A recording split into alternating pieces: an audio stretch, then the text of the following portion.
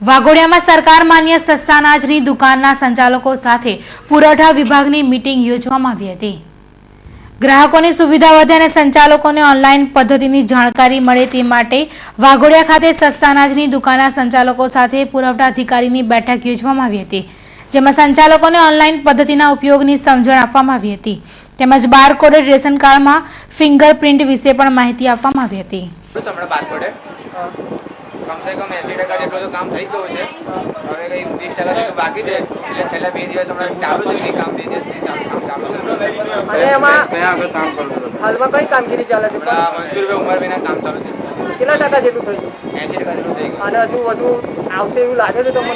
લાગે કે આવશે ખરા, 20% જેટલું બાકી છે। આ કેટલા દિવસમાં થઈ જશે, 2 દિવસમાં પૂરું થઈ જશે।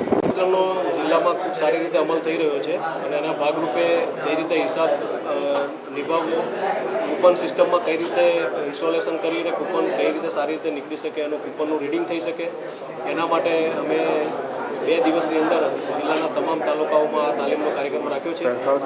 આજ સુધીમાં આ ચોથો તાલુકો આજે કવર કર્યો છે અને હજુ સાવલી પણ જઈ રહ્યા છે અને આવતીકાલે બીજા 5 તાલુકા જે આદિજાતિ વિસ્તારના છે ત્યાં અમે આવતીકાલે 5 તાલુકામાં અમે તાલીમનો કાર્યક્રમ પૂર્ણ કરીશું અને આ રીતે જે જિલ્લામાં કૂપન સિસ્ટમ અમલ થઈ રહી છે એમાં કુલ 1174 દુકાનમાંથી આજની તારીખે 908 દુકાનો કૂપન સિસ્ટમમાં આવી ગયેલી છે।